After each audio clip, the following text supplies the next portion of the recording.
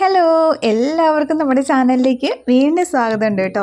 അപ്പോൾ ഇന്ന് നമ്മൾ വന്നിരിക്കുന്നത് ഒരു കിടുക്കാച്ച റെസിപ്പി ആയിട്ടാണ്. എന്താണെന്നല്ലേ, ദേ നല്ല അടിപൊളി ചക്കപ്പഴം വെച്ചിട്ട് നല്ല വരിക്കപ്പഴം വെച്ചിട്ടുള്ള ഒരു കിടിലൻ പുഡിംഗ് കേക്കാണ് കേട്ടോ. നല്ല ടേസ്റ്റിയാണ്, സോഫ്റ്റാണ്, എല്ലാവർക്കും ഈസി ആയിട്ട് റെഡിയാക്കി എടുക്കാൻ പറ്റിയിട്ടുള്ള, വായിലിട്ടാൽ അലിഞ്ഞു പോകുന്ന അത്രയും സോഫ്റ്റ് ആയിട്ടുള്ള ഒരു അടിപൊളി ചക്കപ്പഴം കേക്ക്. അപ്പോൾ നമുക്ക് ഈ ഒരു കേക്ക് എങ്ങനെയാണ് റെഡിയാക്കി എടുക്കുന്നതെന്ന് നോക്കിയാലോ. അതിനു മുമ്പായിട്ട് നമ്മുടെ ചാനൽ സബ്സ്ക്രൈബ് ചെയ്യാത്ത കൂട്ടുകാരുണ്ടെങ്കിൽ താഴെ കാണുന്ന സബ്സ്ക്രൈബ് ബട്ടൺ ഒന്ന് ക്ലിക്ക് ചെയ്യാൻ മറന്നേക്കരുത് കേട്ടോ. പിന്നെ കൂടെ ആ ഓൾ ബട്ടൺ കൂടി പ്രസ് ചെയ്താൽ ഞാൻ പുതിയ വീഡിയോസ് അപ്ലോഡ് ചെയ്യുമ്പോൾ നിങ്ങൾക്ക് കാണാനായിട്ട് പറ്റും. അപ്പം നമുക്ക് വീഡിയോയിലേക്ക് പോവാം. നമുക്ക് ആദ്യം ഈ ഒരു കേക്കിന് വേണ്ടിയിട്ട് പഞ്ചസാരയൊന്ന് കരിച്ചെടുക്കണം. അതിന് വേണ്ടിയിട്ട് ഞാനൊരു 1/2 കപ്പ് അളവിൽ പഞ്ചസാര ഒരു പാനിലേക്ക് ഇട്ട് കൊടുത്തിട്ടുണ്ട് കേട്ടോ. ഇനി ലോ ഫ്ലെയിമിൽ വെച്ചിട്ട് വേണം ഈ പഞ്ചസാരയൊന്ന് മെൽറ്റാക്കി എടുക്കാനായിട്ട്. കാരണം ഹൈ ഫ്ലെയിമിൽ വെച്ചിട്ടുണ്ടെങ്കിൽ പഞ്ചസാര പെട്ടെന്ന് കരിഞ്ഞു പോകും, നമ്മുടെ കേക്കിന് കയ്പ്പ് ടേസ്റ്റും വരും. ദേ ഇവിടെ പഞ്ചസാര നല്ല ഗോൾഡൻ കളറായിട്ട് എല്ലാം മെൽറ്റായി വന്നിട്ടുണ്ട്. ഈ ഒരു സമയത്ത് നമ്മൾ കുറച്ച് വെള്ളം തിളപ്പിക്കാനായിട്ട് വെച്ചേക്കണം കേട്ടോ. മെൽറ്റാകുന്ന സമയത്ത് അപ്പോൾ ദേ 1/2 കപ്പോളം വെള്ളം തന്നെ ഞാൻ ഇതിലേക്ക് ഒഴിച്ചു കൊടുക്കുവാണേ. അപ്പോൾ ഇങ്ങനെ വെള്ളം ഒന്നിച്ച് ഒഴിച്ചു കൊടുക്കരുത് കേട്ടോ. ഇത് പെട്ടെന്ന് തിളച്ച് നമ്മുടെ കയ്യിലേക്കൊക്കെ വീണിട്ട് പൊള്ളലൊക്കെ വരാൻ സാധ്യതയുണ്ട്. അതുകൊണ്ട് കുറച്ച് ഒഴിച്ചിട്ട് മിക്സ് ചെയ്തെടുക്കണേ. ഇത് 2-3 മിനിറ്റ് ഒന്ന് തിളപ്പിച്ചിട്ട് നമുക്ക് തണുക്കാൻ മാറ്റി വയ്ക്കാം. തണുത്ത് കഴിയുമ്പോൾ കുറച്ച് തിക്ക് കൺസിസ്റ്റൻസി ആവും കേട്ടോ. ഇനി നമുക്ക് കേക്കിലേക്ക് വേണ്ട ഡ്രൈ ഇൻഗ്രീഡിയൻസ് ഒന്ന് അരിച്ചെടുക്കണം. അതിന് വേണ്ടിയിട്ട് 1/4 കപ്പ് മൈദ അരിപ്പയിലേക്ക് ഇട്ട് കൊടുത്തിട്ടുണ്ട്. അതിലേക്ക് ഒരു ബേക്കിംഗ് പൗഡർ 1 ടീസ്പൂണും ബേക്കിംഗ് സോഡ 1/2 ടീസ്പൂണും പിന്നെ കറുവപ്പട്ട പൊടിച്ചത് ഒരു 1/2 ടീസ്പൂണും ചേർത്ത് കൊടുക്കുന്നുണ്ട് കേട്ടോ. കറുവപ്പട്ട പൊടിച്ചത് ഇല്ലയെന്നുണ്ടെങ്കിലുണ്ടല്ലോ, നമ്മൾ പഞ്ചസാര പൊടിച്ചെടുക്കുന്ന സമയത്ത് അതിലേക്ക് ഒരു കഷ്ണം പട്ട ഇട്ടിട്ട് പൊടിച്ചെടുത്താൽ മതി കേട്ടോ. അപ്പോൾ അരിച്ച് ഇവിടെ മിക്സാക്കി മാറ്റി വെച്ചിട്ടുണ്ട് കേട്ടോ. ഇനി നമ്മുടെ മെയിൻ ഐറ്റം ആയിട്ടുള്ള ചക്കപ്പഴം ഒരു 10-12 എണ്ണം ഞാൻ എടുത്തിട്ടുണ്ട് കേട്ടോ. അപ്പോൾ അത് നമ്മുടെ മിക്സിയുടെ ജാറിലേക്ക് ഇട്ടിട്ട് നമുക്കൊന്ന് നല്ല അരച്ചെടുക്കാം. നന്നായിട്ട് അരച്ചെടുക്കണേ. വെള്ളമൊന്നും ചേർക്കണ്ട. വെള്ളമൊന്നും ചേർക്കാതെ തന്നെ നല്ല പേസ്റ്റായിട്ട് അരച്ചെടുക്കണം കേട്ടോ. ഇതിപ്പോൾ ഞാൻ പഞ്ചസാര പൊടിക്കാൻ എടുത്തിട്ടുള്ള മിക്സിയുടെ ജാറാണ്. അതിലേക്ക് നമ്മുടെ ചക്കപ്പഴം ഇട്ട് കൊടുത്തിട്ട് നല്ല സ്മൂത്ത് പേസ്റ്റായിട്ട് അരച്ചെടുത്തിട്ട് വരാം. അപ്പോൾ ഇതേ നമ്മുടെ ചക്കപ്പഴം ഇവിടെ നന്നായിട്ട് അരച്ചെടുത്തിട്ടുണ്ട്. ഇത് നമുക്കങ്ങ് മാറ്റി വയ്ക്കാം കേട്ടോ. ഇനി നമുക്കൊരു ബൗളിലേക്ക് ഒരു 3 മുട്ട പൊട്ടിച്ചൊഴിച്ചിട്ടുണ്ട്. അത് ബീറ്റർ വെച്ചിട്ട് ഞാനൊന്ന് ബീറ്റ് ചെയ്തെടുക്കുവാണ്. ബീറ്റർ ഇല്ലാത്തവരാണെങ്കിലുണ്ടല്ലോ, മിക്സിയുടെ ജാറ് നല്ല ഡ്രൈ ആക്കി എടുത്തിട്ട് അതിലേക്ക് 3 മുട്ടയും പഞ്ചസാരയും വാനില എസൻസും സൺഫ്ലവർ ഓയിലും നമ്മുടെ കാരമൽ സിറപ്പും കൂടി ഒന്ന് അടിച്ചെടുത്താൽ മതി കേട്ടോ. ഞാനിവിടെ 1 കപ്പ് പൊടിച്ച പഞ്ചസാര അങ്ങ് ചേർത്ത് കൊടുക്കുവാണേ. പഞ്ചസാരയുടെ അളവിന് മാറ്റം വരാം കേട്ടോ. ഒരു 1/2 കപ്പ് തൊട്ട് 1/4 കപ്പ് വരെയൊക്കെ നിങ്ങൾ എടുക്കുന്ന ചക്കപ്പഴത്തിന് മധുരം ഉണ്ടെങ്കിൽ ചേർത്ത് കൊടുത്താൽ മതി. അപ്പോൾ ഞാൻ എടുത്തിരിക്കുന്ന ചക്കപ്പഴത്തിന് കുറച്ച് മധുരം കുറവാണ്. നല്ല കളറുണ്ട്, പക്ഷേ മധുരം അല്പം കുറവ്. അതുകൊണ്ട് ഞാൻ 1 കപ്പ് പൊടിച്ച പഞ്ചസാര എടുത്തിട്ടുണ്ട് കേട്ടോ.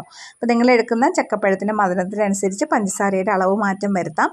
പിന്നെ ഞാൻ കുറച്ച് മുമ്പ് വാനില എസൻസ് ഒഴിച്ചു കൊടുത്തിട്ടുണ്ടായിരുന്നു. 1 ടീസ്പൂണോളം വാനില എസൻസ് ആ മുട്ടയുടെ മണമൊക്കെ ഒന്ന് മാറാൻ വേണ്ടിയിട്ടാണ്.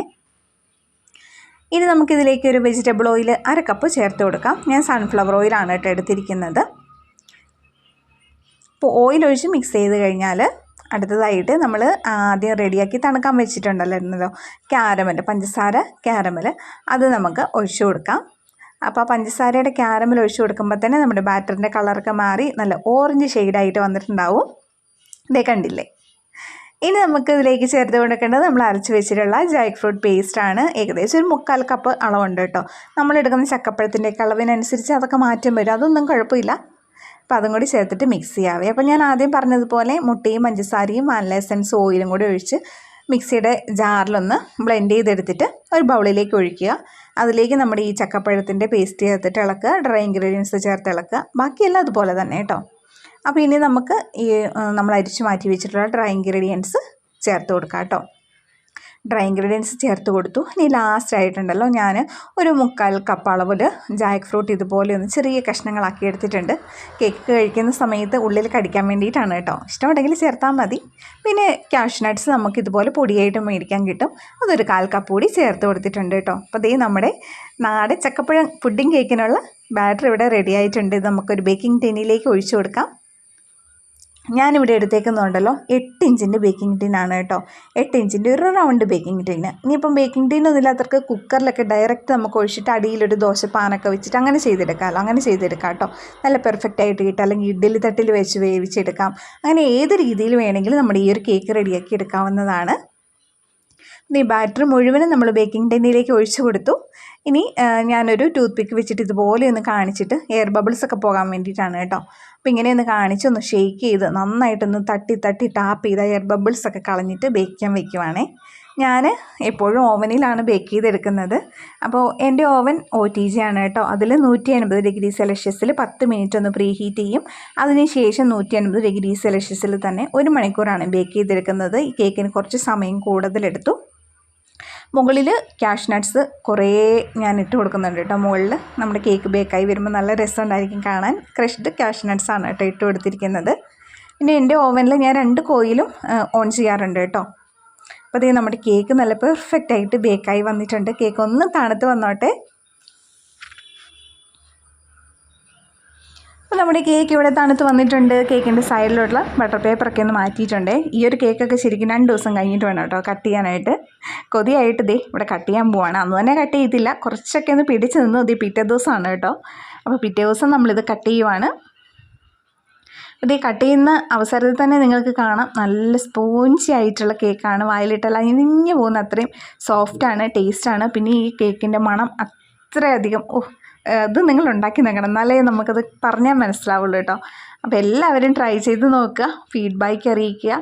പിന്നെ ഈ വീഡിയോ കണ്ടുകൊണ്ടിരിക്കുന്ന സമയത്ത് വീഡിയോ ഇഷ്ടപ്പെട്ടിട്ടുണ്ടെങ്കിൽ തീർച്ചയായിട്ടും ഒന്ന് ലൈക്ക് ചെയ്തേക്കണം കേട്ടോ. പിന്നെ നിങ്ങളുടെ ഫ്രണ്ട്സിനും ഫാമിലിക്കൊക്കെ ഈ വീഡിയോ ഒന്ന് ഷെയർ ചെയ്ത് കൊടുത്തിട്ട് സപ്പോർട്ട് ചെയ്യാനും കൂടി മറക്കരുത്. അപ്പോൾ നമുക്ക് വേറൊരു വീഡിയോയുമായിട്ട് വീണ്ടും കാണാം കേട്ടോ. താങ്ക്